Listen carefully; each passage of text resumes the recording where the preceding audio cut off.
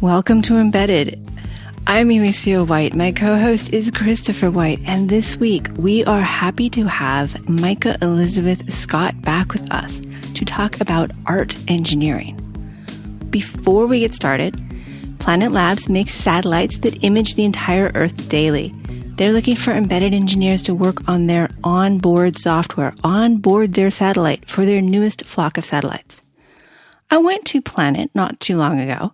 I got a tour, so I have a few things to say from experience. These are nice people. Alvaro was on our show. We talked about the moon photos, and it was super cool. Sean was on the Amp Hour talking about his difficult-to-house robot pet. And those two are just really nice people. Everyone I met there was nice, and I wanted to talk to them more. And the tour. It was all satellites and art, space and beauty. They call themselves space hippies because they don't necessarily want to do those things that you don't necessarily want to do. I'll leave those lines there and you can draw in between them. Overall, the tour made me want to work with them, though the commute to San Francisco is not in my cards. There are some openings in Berlin too, but that also seems a little far. But for you, now's your chance to apply. Get your foot in the door. Take a tour. Definitely take a tour. Check out their careers page, planet.com/careers, and email them embeddedfm@planet.com. Don't be shy. Try it. They can say no, but you might still get the tour.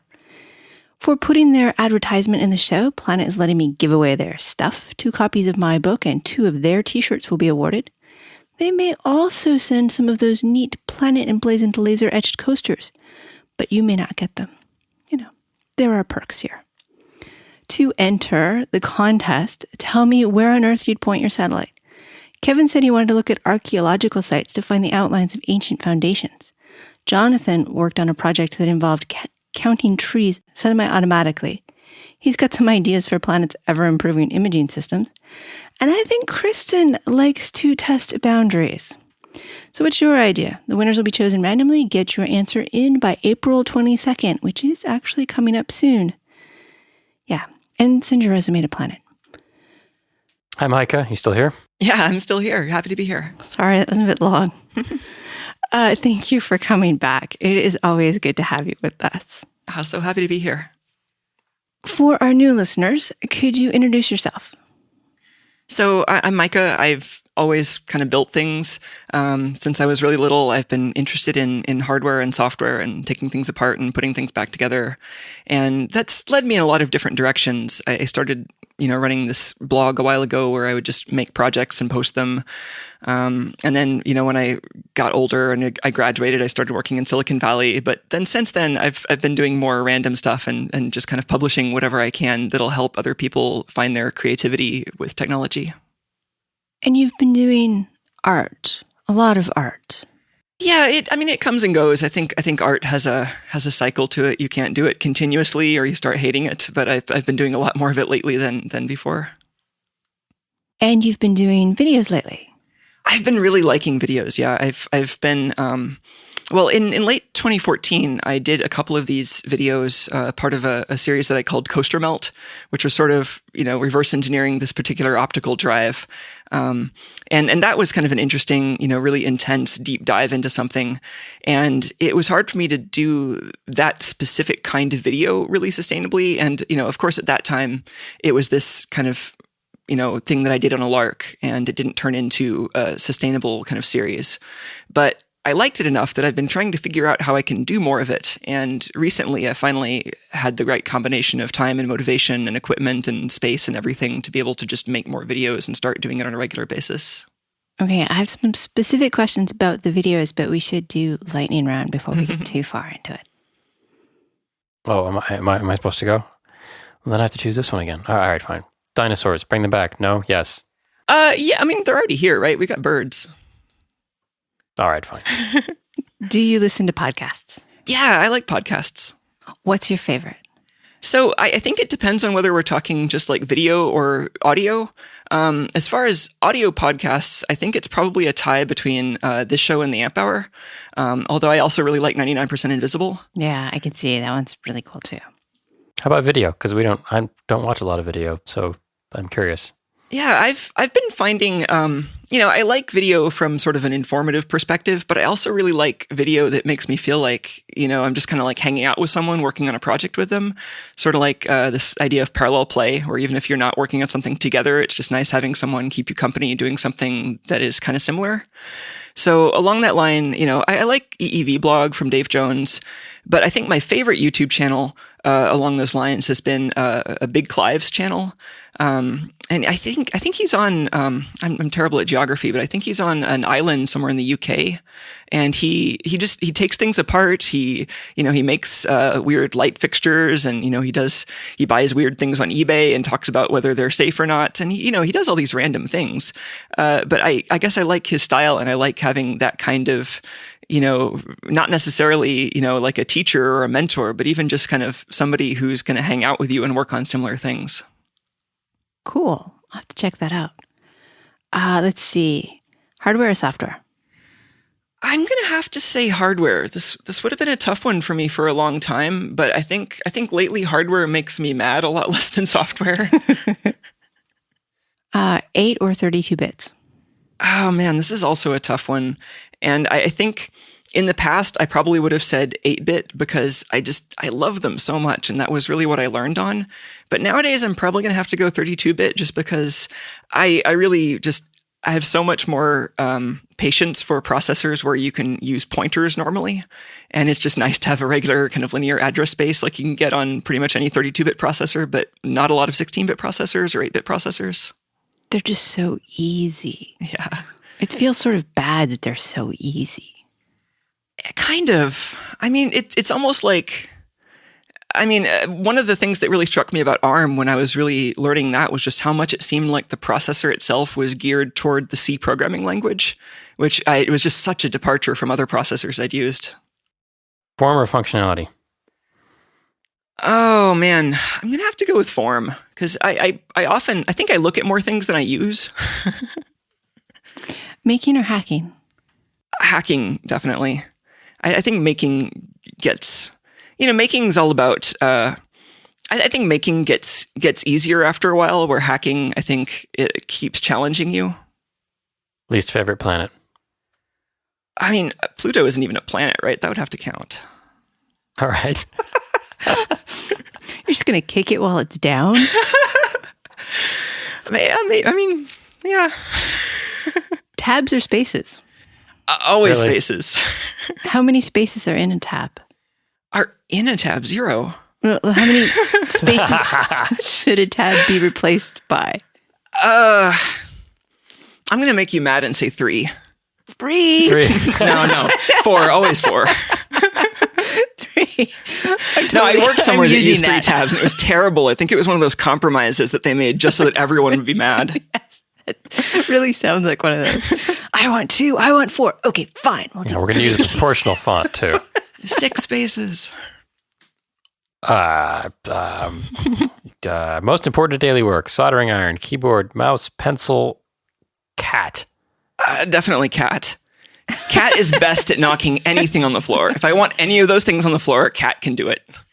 Yes. Micah's cat Tuco has his own Twitter channel and sometimes a voice in the videos. Yeah, I've been starting to collect videos of him occasionally, but he's just always on. Like if I was recording him all the time, he would need his own YouTube channel. Artist, engineer, or teacher? Oh man, I think this is also something that would change depending on what month you ask me. But I think the thing that keeps coming back more often is teacher. It's just hard because I don't always know how to do it. And there's this part of me that really likes being the kind of lone tinkerer, just ignoring the world and making something, on my own. And I guess one challenge I've had lately is how to do that while also being a teacher, because that's a lot of what I enjoy, how to convey that experience to other people. What's a day in the life like? Oh, a day in the life. Let's see, a good day, a bad day, a normal day.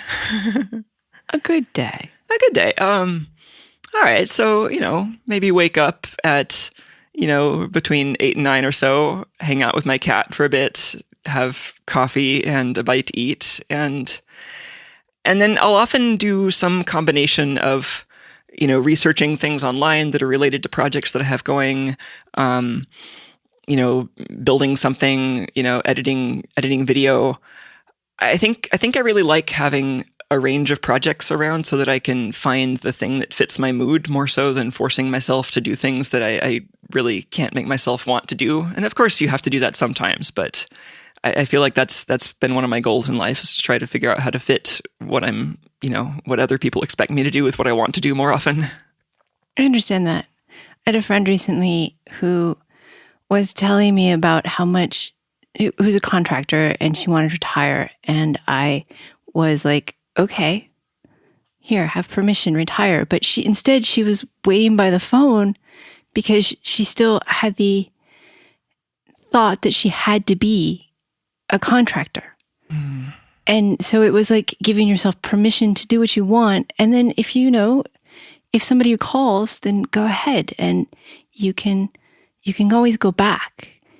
Yeah. I mean, I think a lot of people are afraid of like, I don't know how pervasive this is, but I at least feel like people are afraid of leaving this world where you have, continuity on your resume. Mm-hmm. And if you go off and do your own thing, or you do something that you don't know how to describe to people, that you're suddenly going to be untouchable in some way. And I just haven't really found that to be true. I mean, if you're following your passions and doing things that you're actually interested in, then you can always explain that. And that's always going to make you better at what you're actually, better at being a person, really. Yeah, I think the truth is, if you're doing something that looks good, and if you can explain it. If you said, well, I took 3 years off to, watch every television program from the 70s, that's probably a different thing. Well, and maybe that'll help if you're going into a job where that's relevant. Like, maybe you're like one of those people who trawls through video clips to prepare things for the Daily Show or whatever, and maybe that helps. But yes, if you can find something you want to do, it is so much easier, both to keep the enthusiasm level up and the rest I don't know. Yeah. I totally understand. I've got like 12 projects going, and it's not because I don't like any of them. It's just because today I want to do this. Yeah. I think that really ties into why I've been finding the video so rewarding lately. Like when I do a project for a client, or when I'm like working for a big company or even a small company, they almost never care about the same parts of the process that I care about. It isn't about, the aesthetics of that experience that you're having with you and the thing that you're making and the entire world of possibility around that. That doesn't matter at all. And so the thing that I really get into, and the motivation that I have for doing this thing is kind of running kind of perpendicular to what the client or the employer wants. So one thing that I like about videos is that it kind of takes a different spin on that. And it's not so much about the end product, but it's about how do you take that experience and that journey and kind of magnify it as much as possible so that people can see the parts of it that you're interested in, and maybe the parts that they're interested. I watched your video where you took the very first of the Bold Port kits and put it together. And I admit that I heard about the kit thing, and it was like, okay, sure, not my cup of tea. Probably fun for some. But then I've seen videos watching people build things, and again, it was like, all right, maybe not for me. Have fun. But watching you make it, I was like, oh, it's so nice to watch somebody else solder. How did you get the idea for doing that? Oh, I mean, I feel like that's one of those things that I would have liked to do for so many reasons. I mean, I really appreciate the aesthetics of Sardrimmer's work and his kits. And I thought this was an opportunity for me to take the thing that I like about it and share that with people. So to try to almost turn it into a bit of a photography project. And, how do I take that kind of tactile experience of putting this thing together and appreciating all the details, and how do I share that with people? Because you talked about how the board was laid out and why it was important. And the Bold Port folks, Sardrimmer, is that his name? I had seen one of his boards. It was a seahorse, and not straight lines for wires was just kind of blew my mind. Yeah. And then this kit is just, it's got all these different options and wiggly lines, and yeah. Well, I think it's partly that particular, like that fact where he breaks from tradition, like that itself is, I think, part of what he likes. So the next kit, I think he's about to start mailing them out. And it's going to be different, but still kind of unique in its own way. And I think the next one takes inspiration from the cordwood construction style that was used on like the Apollo computers and some other early, very dense circuitry. And so it takes something else that's very strange and that you wouldn't use nowadays, but has this kind of historical and aesthetic relevance and kind of tricks you into appreciating it in a new way. Tricks you into appreciating it. Yeah, okay. But how important is it that the boards be pretty? Well, I mean, I think it depends on, like, from what perspective you're asking that question. I mean, I think for SAR, it's important. And I think, in some of my work, I think it's important that the boards are pretty. And when SAR likes his boards to be pretty, I think I appreciate that. But that feels like a personal question, like, what color solder masks to use or something. Excuse me, I need to write that down for the lightning round. If something looks aesthetically pleasing, that's often a shorthand for this is well designed too. It can be. I mean, I think I've heard SAR talk about this. I forget whether it was on an interview or one of his videos, but like oftentimes people who are experienced with electrical engineering, will kind of see his work at a distance and not look closely and think, oh, that's just somebody else who's like trying to make fake circuit boards that aren't really, laid out right. And hasn't he thought about controlled impedance and doesn't he know anything about high-speed design? And well, actually he does know a lot about high-speed design. Like that used to be his thing, but, now he is focused more on that beauty that isn't just, for the electron's benefit, but is something that people can see also. And I think it's challenging to really bridge those fields where you can see that internal beauty, but you can also create something that has surface level beauty that people can see. So, I mean, maybe that's why I like his work. It kind of approaches a similar problem to what I'm trying to solve, where, I see that interior beauty and I want to bring that out so that other people can see it, but I also want it to have that exterior beauty that gives you kind of an inroad to see the stuff that's inside. So there's one project that really makes a lot of sense with your work. The NEAT project, the Eclipse was what you submitted to the Jewish Contemporary Museum, and they had an exhibit. Yeah, the exhibition was called NEAT, New Experiments in Art and Technology. And it was kind of a follow-up to an earlier exhibition, Experiments in Art and Technology, EAT, which I think was in the 60s. And it was a great exhibition full of a variety of different artists working in kind of technological media. I think they included a range of artists from, kind of their late 20s, up into late career, and tried to get really a sense of how the medium has evolved over the decades. So it was a really amazing thing to be part of. I put probably way too much of myself into that thing and kind of burned myself out a little bit, necessitating kind of taking a step back from art and going back to tool making for a month or so after that. It's funny you say that. I know that that's true, that artists need, it isn't all like creation, beauty, pouring out your soul. You have to sometimes, I don't know. Well, pouring out your soul is tough. Like, you have this hole where the soul used to be that you have to fill afterwards. Yeah. I mean, if you were a cow and your job was to give milk, you can't just give milk all the time. Sometimes you chew cud and the farmer says, you should get to work. Yeah. Oh, Christopher's look, you should totally see this. He's totally looking at me like I have lost my mind. Just your metaphors there. I read Wherever that Sanderson you're talking book. to cows, It was terrible. it's fine. Okay, so what was your project in NEAT? Could you tell us about it? Yeah, so the project was called Eclipse, which the name of the project really came from, I think, more the approach that I took to it than, I guess, the final result, which I guess that's part of what stressed me out a little bit, was I kind of went down this path and I thought the path was interesting, and then it led me somewhere and I'm like, oh, this place is all right. This isn't quite where I told them I would end up, but we'll try to make this work. So I guess my original idea for that piece was to follow this, I guess this feeling of, I want to create kind of a non-human entity that you can have almost like a dance with, kind of a physical feedback loop that you can kind of step into its space and start interacting with it in this way that you don't necessarily notice at first, but then it sort of, if you notice that it's playing off of your movements, then you can kind of react to it further. And so I wanted to kind of set up this system where, it's kind of this ambient kind of orb that's giving off light in all directions. But then you approach it, and it's almost like it's sort of tricking you into getting closer by taking the side of it that's closest to where you're approaching and kind of dimming it and throwing the light elsewhere. So it would almost be saying, well, you can get closer and look at me from a different angle, or you can see what's actually going on inside, but you can't just hang out back there.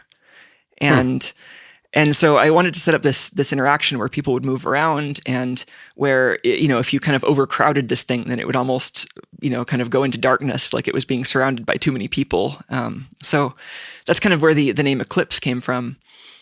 And then in actually building it, I started from the inside out, and I was starting with that idea of this sensor that you can approach. And I didn't, originally I thought of, a lot of the kind of standard techniques that, kind of creative coders have for this kind of problem with cameras or Kinects.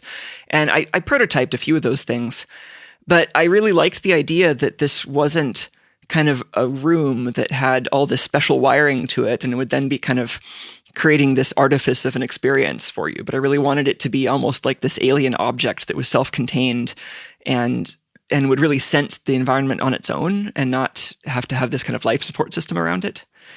So that led me to this kind of crazy sensor design where I was making this like dodecahedral circuit board with IR emitters and receivers on it that would blast out modulated infrared light and then use that to kind of detect where objects were around it.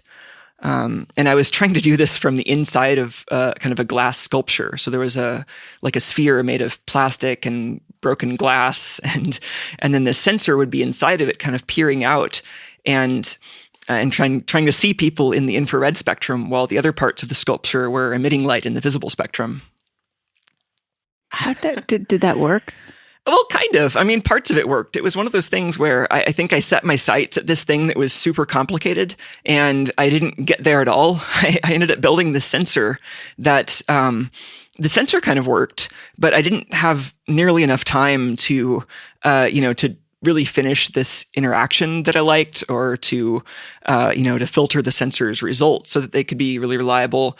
And so I ended up with this thing where that design of the sensing component really just, filtered outward and affected the entire layout of this project. But then the final thing didn't end up being interactive because it didn't end up having time to finish the sensor. Oh no. And it was fine. I mean, I was kind of frustrated about it at the time, but I was also I'd put so much time into this thing that I think at that point I was also ready to just find, kind of a stopping point where I was happy with it for that particular exhibition. And then just tell myself, well, I can easily, if I've built the hardware for this thing, then I can always go back and improve the software for a future exhibition. So that's kind of where it's at right now. I have this thing that has a lot of additional capabilities to it that right now the software isn't using. And I still ended up liking it, but it also kind of frustrates me in that way that any project that has unrealized potential would frustrate me.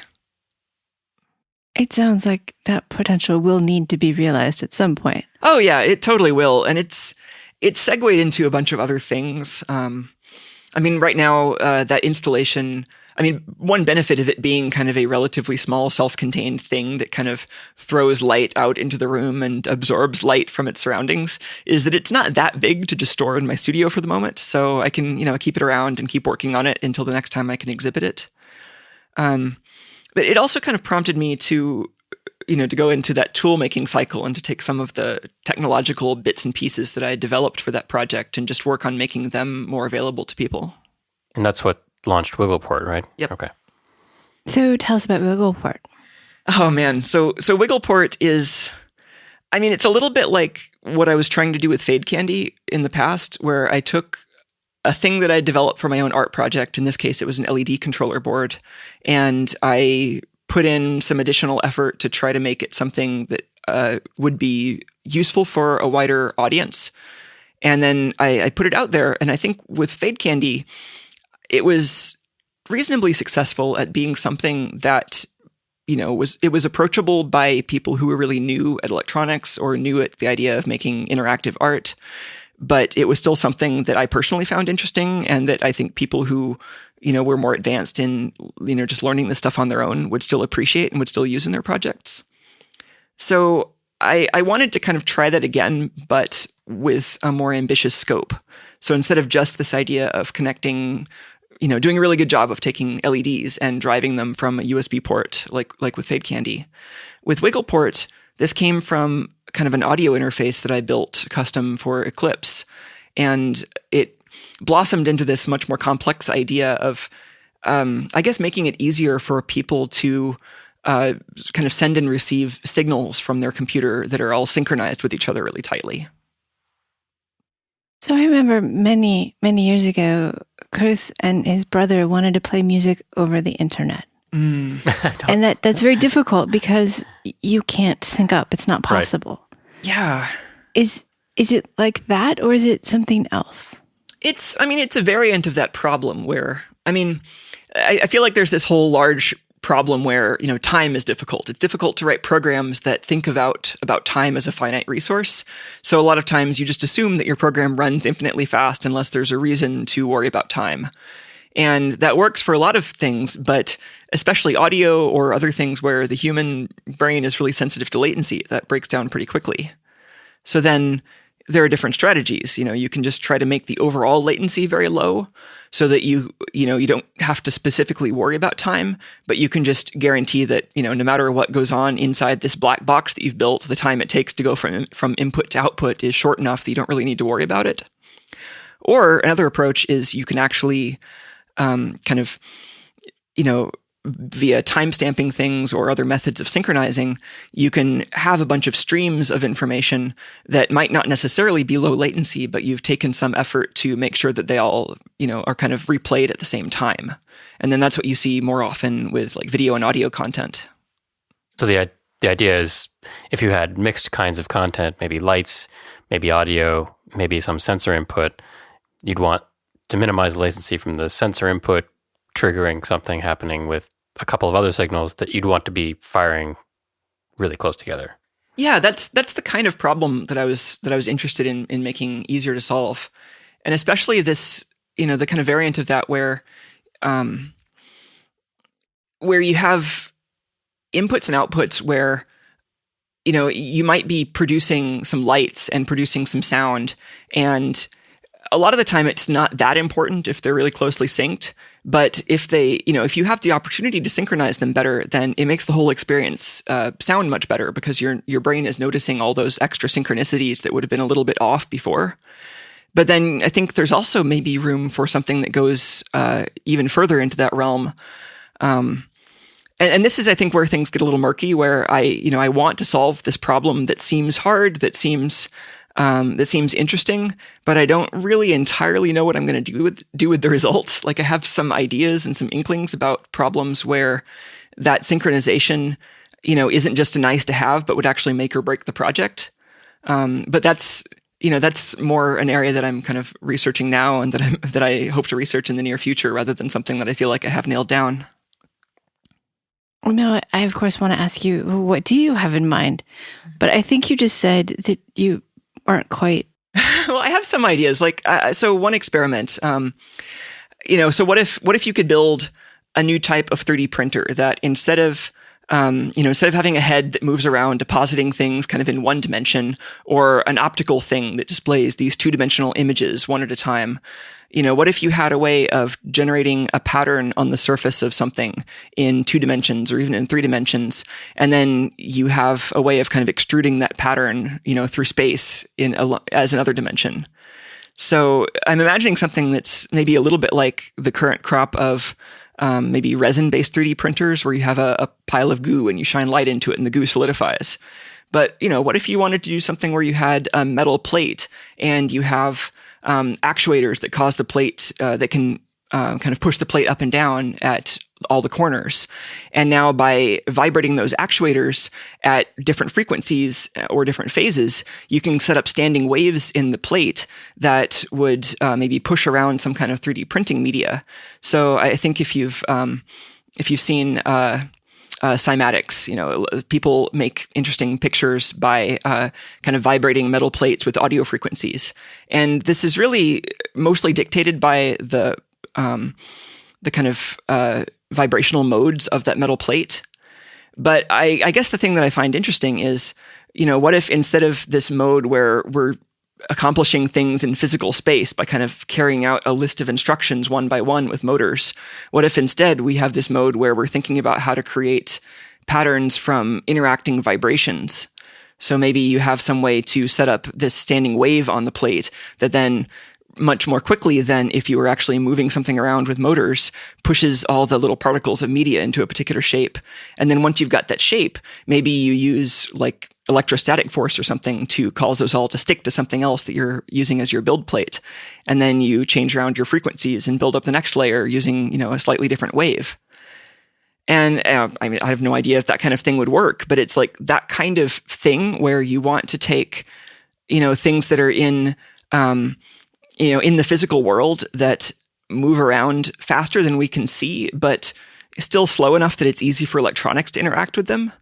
I think it's that world that I feel is kind of invisible to makers and kind of DIY folks right now. And I want to provide more visibility and control into things that have kind of audio frequency signals to them, but aren't necessarily audio.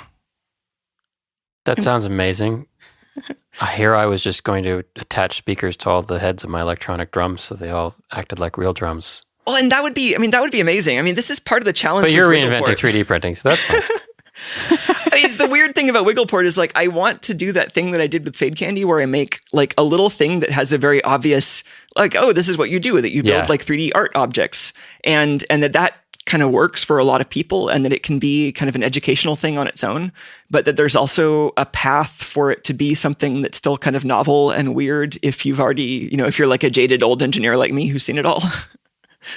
I was going a totally different direction. I mean, simultaneity is pretty powerful. Mm-hmm. I mean, you can do lots of stuff with it. It's the basis of what ShotSpotter was. It was finding gunshots by time-stamping things. Mm-hmm. But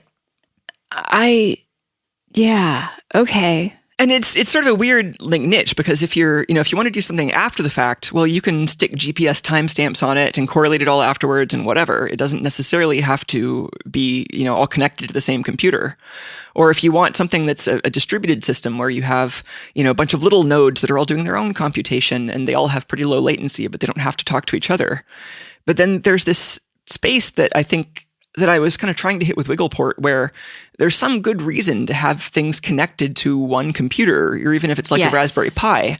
So, I think I thought that reason might be so that it would be easier to, to develop things in that environment, so that instead of thinking in this mindset of, how do I develop this thing that runs, 12 instances of that they all have to communicate with each other? How do I just make things that work on this one computer that can then have little tendrils going out into the world to communicate with it in real time?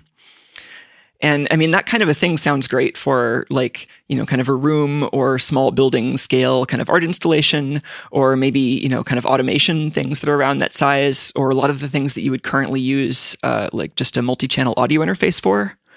It's still one of those weird enough areas, though, that it's been difficult for me to kind of reassure myself that all the right niches exist and they're all kind of, there's a continuous path between them. Do you mean manufacturing and building it wise, or using it? Oh, using it. I mean, I think I did enough. So I spent maybe 2 months or so kind of, doing more research and prototyping and design. And I think I convinced myself pretty thoroughly that this is something that I can build, and that, I have a pretty good idea of what the what the kind of physical and electrical and mechanical constraints are around it. But it's harder for me to see, well, if I build this crazy general tool that you can take apart and put back together in whatever way you want, what is the market for it going to be? And I mean, it's easy for me to convince myself that if I do this, it's going to be like a more open or more hackable version of, this half dozen things that are out there. But I don't know if that's enough. Like, I don't know if I can make something that just survives on being more open and more hackable. I think it might also need to be something that provides, something that's new on its own. Yeah, I can see that.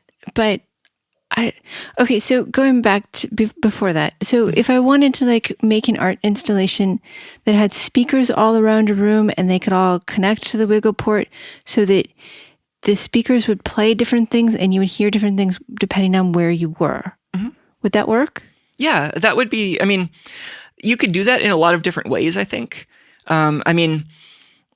If somebody just came up to me asking, well, how would I do this art installation? I would probably ask, well, do you need these things to all communicate with each other? Can they just be a bunch of separate little microcontroller devices that all just play back their own sound sample on their own? No, because I want them to interact with the people, essentially, but I want the people to be able to move. Like, I want to play my song walking through a room, but I don't want anybody else to hear my song. And I want the speakers to be able to maybe see me walk through a room. And so, that does mean they all have to work together, because then if Chris walks through the room and wants to listen to different music, that's a harder problem. Yeah. And that actually does bring to mind an area where, one thing where WigglePort might actually help out more so than just buying an off-the-shelf multi-channel audio interface is that you can get a lot more channels for a reasonable amount of money with something like WigglePort.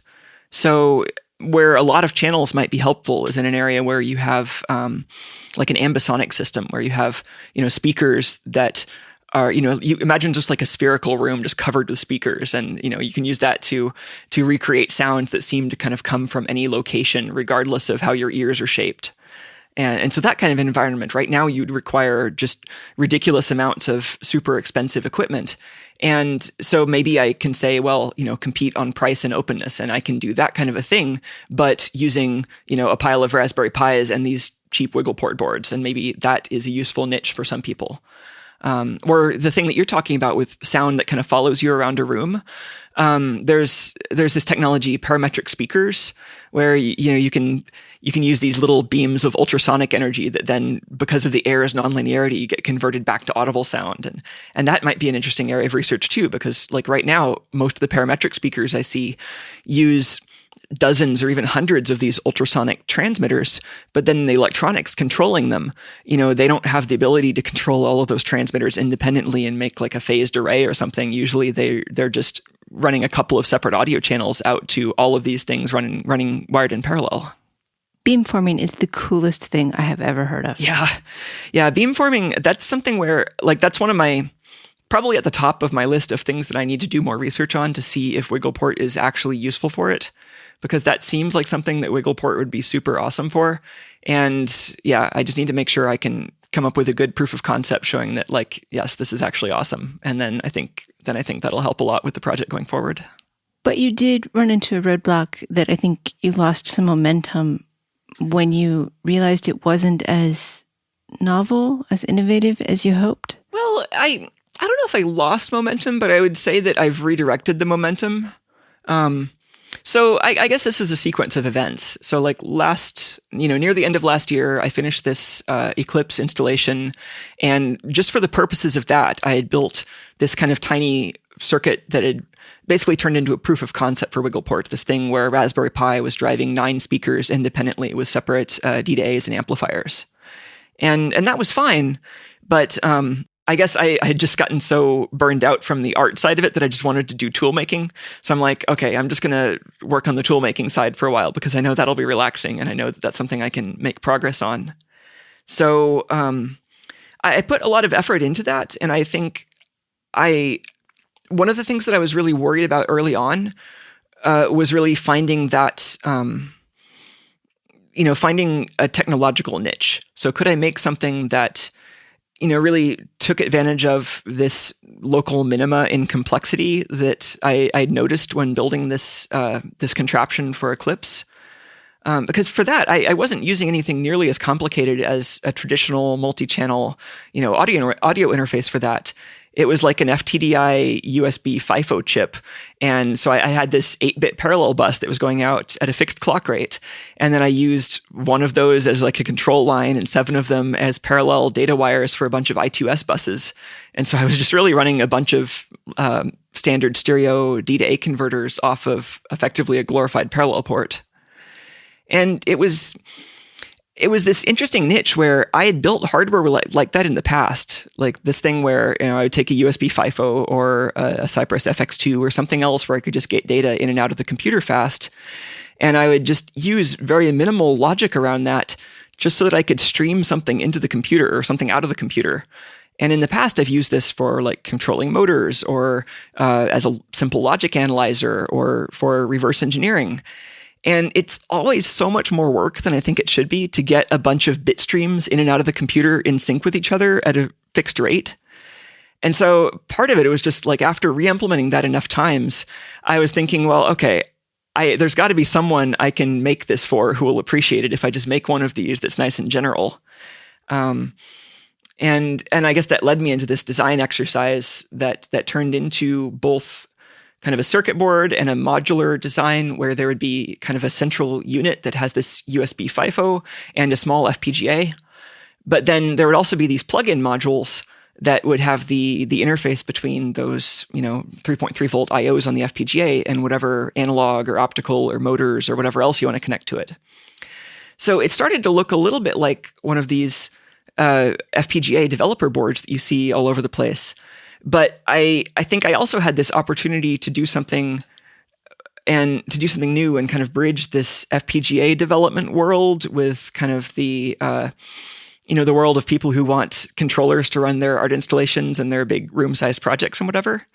So I think I can make something that gives you the flexibility of having, the ability to just route these fast digital signals around and do pretty much whatever you like to them, but without having to deal with these peripherals that just give you a pinout and then you're kind of left to write your own Verilog code and your own drivers and your own user space applications and everything else.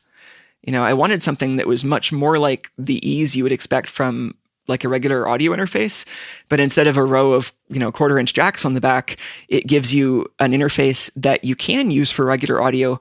But if you want to go a little bit deeper, you can tinker with it and give it some custom Verilog or give it a little state machine or build a custom board for it or whatever, level of depth you want to go. And when you go deeply, you don't have to, kind of reinvent all the other wheels just to get back to this point that you would have been at if you just bought the audio interface. This sounds really, really complicated. Yeah. So, so it isn't that I like lost momentum so much. It was more like I got to the point where I had convinced myself that the technological problems were not just solvable, but solvable in a way that I would find kind of interesting and useful and worth doing. And then I guess the thing that caused me to redirect a little bit, part of it was just answering that question and kind of getting on to the next step. Part of it was kind of noticing some progress that another open source project had made. And this is the Bela project, Bela, I think that's how you pronounce it.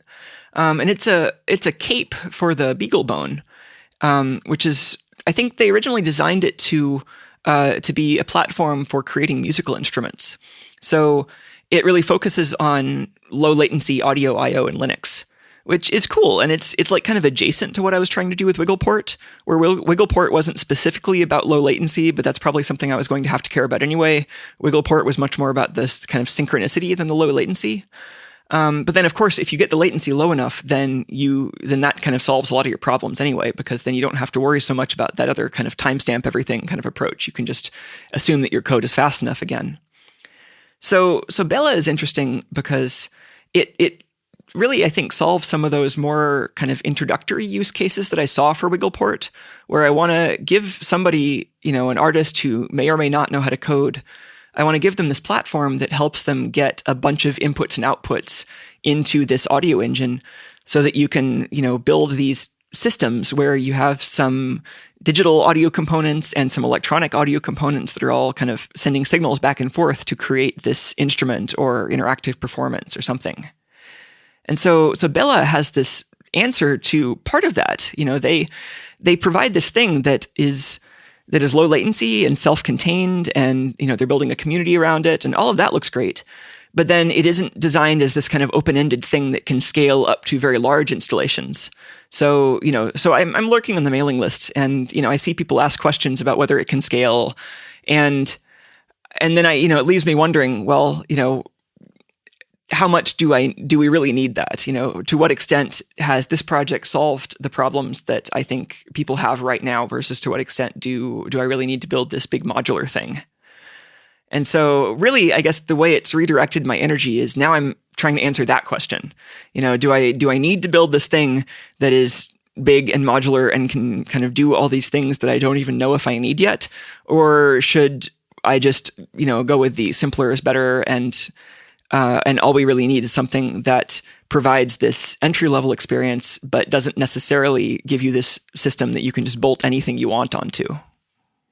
Yeah. Okay. So they made a motorbike, and you were making a pickup truck, and you can't decide. Oh, it's almost more like necessary. it's more like I'm making a McMaster car catalog, and they're making a motorbike. I see. Okay. Yeah, because you went as far as developing a whole descriptor language for signals and clocks and everything. Yeah, I mean, you've done something very general. I've started it. I think part of what led me in that direction was that I wanted somebody to be able to extend WigglePort without having to re-implement large pieces of it from scratch. And I guess where that led me is, well, I want WigglePort to be interoperable with existing audio software. So I need it to work with audio drivers. But I don't want it to be a normal kind of USB audio device, because that doesn't really give me the ability to have all these other I/O streams that are synchronized with it. And that also forces a lot more of the processing into the device. Whereas I kind of found this kind of niche in the hardware where I could have this very simple piece of hardware with this very minimal FPGA and this really tiny USB FIFO, and then just do more of the work in software and have more flexibility at the cost of some efficiency. And that, that I'm still not really sure who needs that. I find it really compelling because I could do something like, send waveforms out to my actuators that are driving a piece of spring steel back and forth and, into oscillation, and then synchronize my strobe light with it so I can, have that pattern seem like it's standing still, and then maybe synchronize some other light with that so that pattern, can then, scan according to the way that piece of steel is moving. So I could do stuff like that, but then I could also just do stuff like that by cobbling together parts to build an experiment. So, I still don't know how much of that is what I want to share. Animatronics, yeah, special effects, Disneyland, people controlling large numbers of servos and things synchronized with sound and light. That would be perfect for, but I don't know how to get this in front of those people and say, hey, could you use this? Well, in cobbling things together, what you did with Fade Candy was make it so people didn't have to cobble them together. You had a platform that was much simpler. Yeah. I mean, I guess with Fade Candy, I kind of lucked out and hit this thing where, the project I was building was also something that was easy to see a lot of other people had interest in. And I guess this is just kind of, I'm challenging myself to do something that's a little bit further out there. And it's not something as simple as just, well, connect these LEDs that you already want to this computer that you already have. But here's this thing that I can see out there that isn't quite easy to do. And I guess it's more like I'm wondering what is out there that artists and creators haven't tried yet because they just don't have this tool.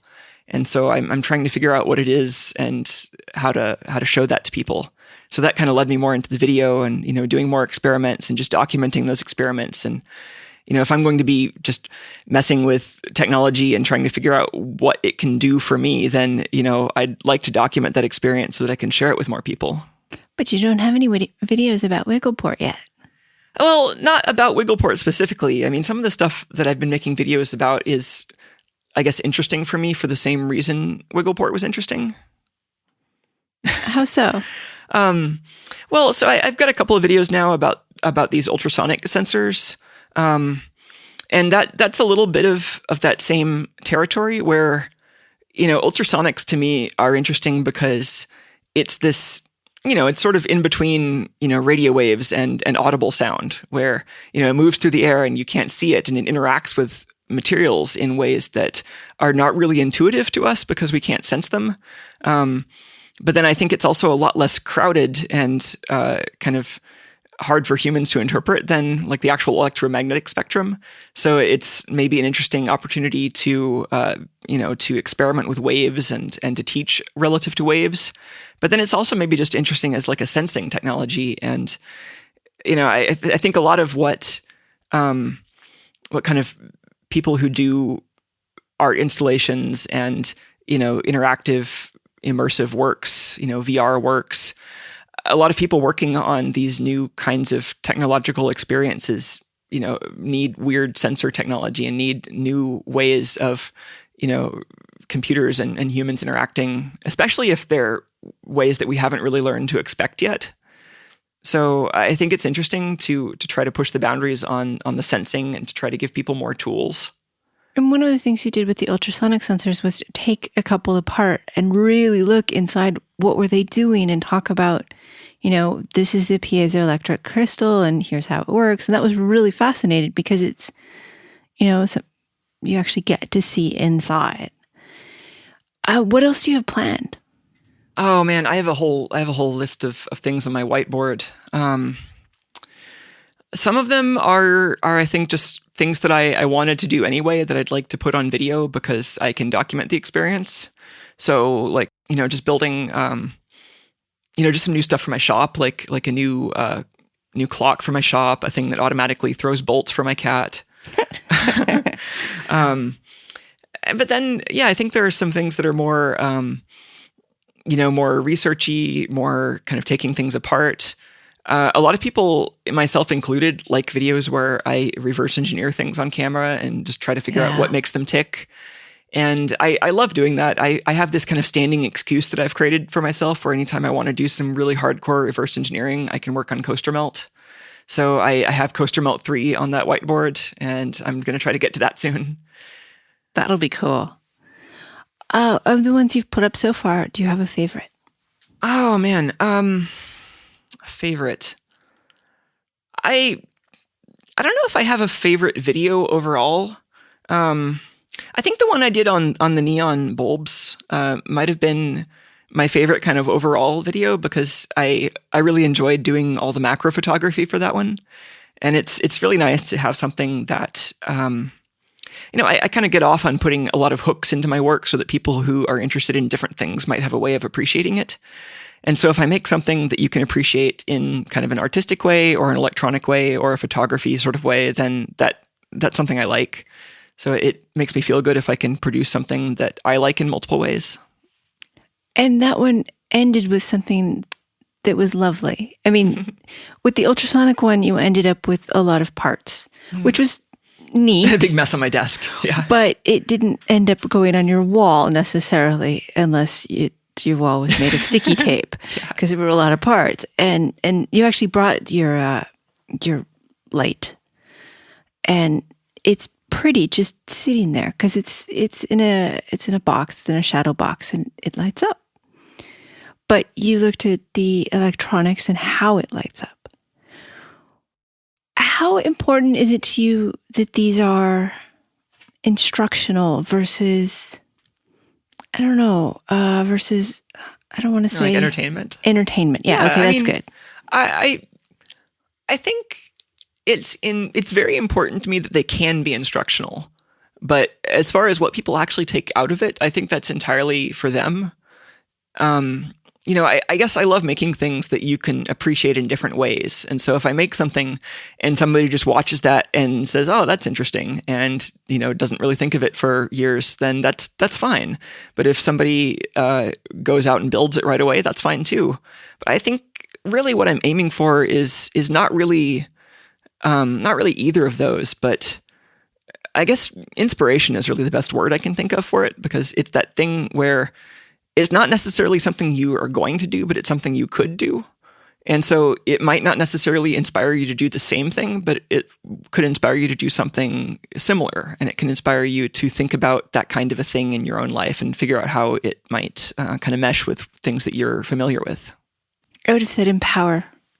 Yeah. I mean, empower, that's great too. I feel like Actually, I've been putting together just like an intro video for Patreon lately, and I've been trying to figure out how to frame what I do, and some of it is kind of this kind of empowering almost, like how do you take this world of opaque technology around you and figure out how to actually pry it open. So Patreon, I don't know how to say it, but it's that place where if you like, Ben Krasnow has a channel or has a site. What are has a Patreon thingy? Page, I guess. I don't know. People usually call them pages. I don't know. Okay, thank you. And so if you want to support him making videos about whatever, his science, his applied science videos, you can, for every video he makes, you give him $1 or $2 and it lets the crowd support him. Mm-hmm. And so you're going to put a page up.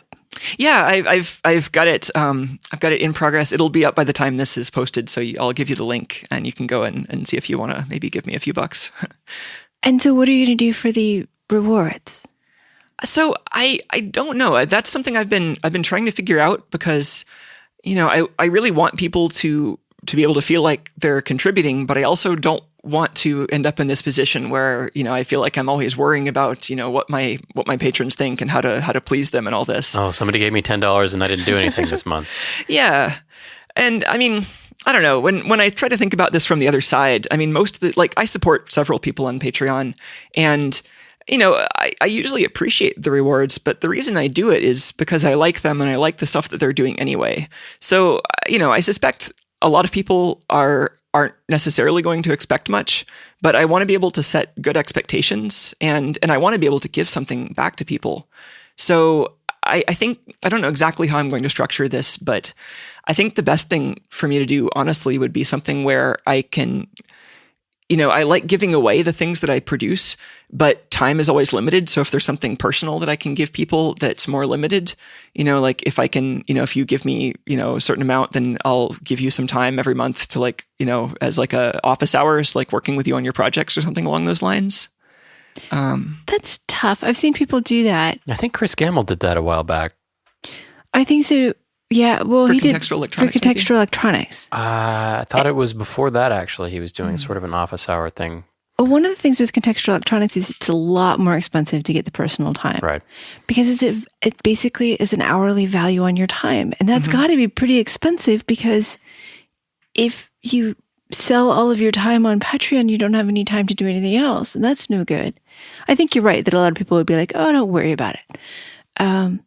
Well, I guess what I'm trying to do is figure out how to just better align, what people are paying me for what I actually want to get paid for. And so, I guess Patreon is one way for me to try that. It's a way for me to kind of put an offer there and say, well, here's kind of what I want to do and what I think I'd be good at doing and what I think I can do that would be helpful for, all of you. And if you think that's a good deal, then here's how you can help. And so, I mean, I really don't like building walls, but so that only certain people can get access to content. And I think a lot of what I think I really stand for is this idea of open access to things. So I don't really see myself producing things that are only for patrons, but maybe I'll do something where patrons get early access to some content, or maybe there's some stuff that's not necessarily kind of this core educational / entertainment thing that I'm doing, but more just stuff that's fun, like outtakes or something. But that's still that's not charging for the stuff that I am actually really putting my energy into. The thing that I really want to do is put most of my energy into the stuff that I'm not getting paid for. Okay, what do you want to put your energy into? I mean, I think it's got to be a mix of things, because I just get really too antsy if I'm doing one thing for too long.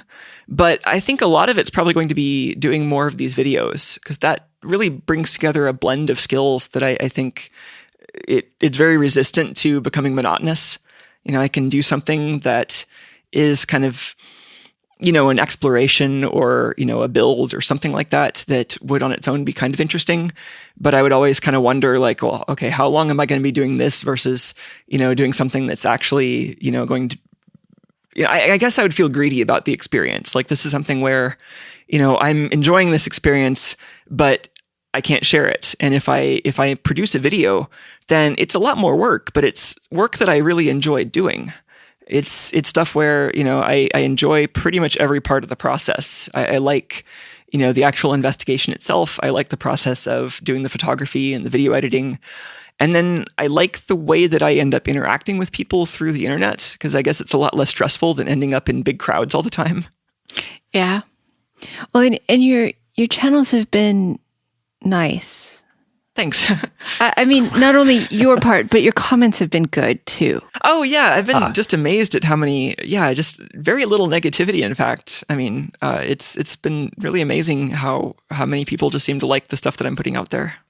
Well, and you have a nice combination of watch me build it and watch me take it apart, and I'm taking it apart. Does anybody know what this is? Yeah, and that combination's nice. Yeah, I don't like channels that really try to be all like know-it-all. Like I like, my favorite mixture is people who both, have a lot of knowledge and know how to ask questions and know how to like not know things.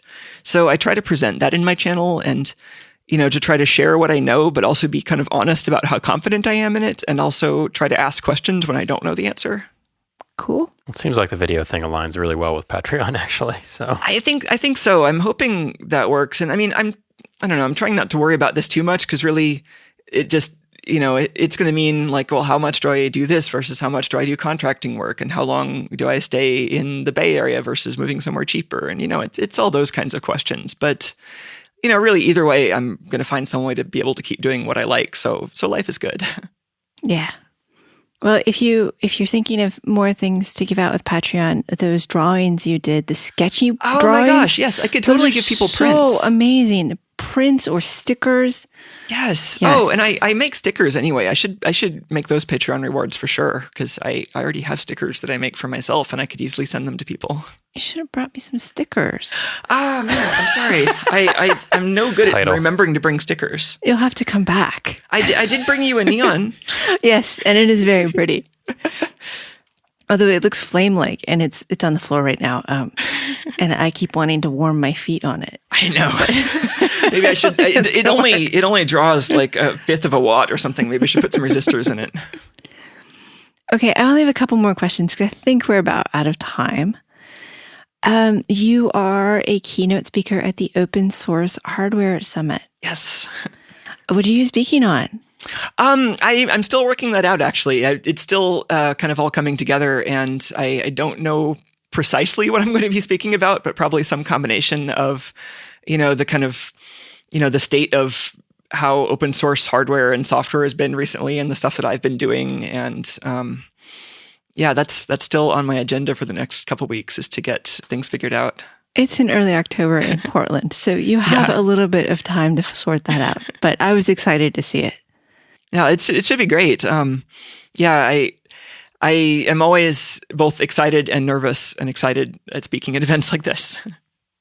And then we've mentioned your cat a couple of times. Oh man, my cat's awesome. He's such a cat. Has he ever been invited to hang out or be on a podcast or anything without Does he you? have a Patreon page? He does not have a Patreon page. I might have to do that. Yeah. Yeah. He could give out used bolts. Oh my God, he could. Well, he could.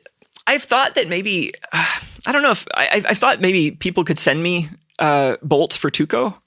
Like for a while I was like, 3D print things and I'll give them to my cat. And this would be a way to like crowdsource the process of, because my cat fetches things, right? I moved into this new shop at the beginning of last year, and it was a huge mess. I had these like 1/4-20 plastic like nylon bolts that I used for an art installation a while ago, and they were just everywhere. It was a huge mess. And Tuco just started knocking these around the shop, and he discovered that they would bounce around like some kind of little prey animal, and he would chase after them, and they fit really nicely into his mouth, and he would bring them to me and ask me to throw them. And then so I thought, well, I could 3D print these because, he seems to like that shape a lot.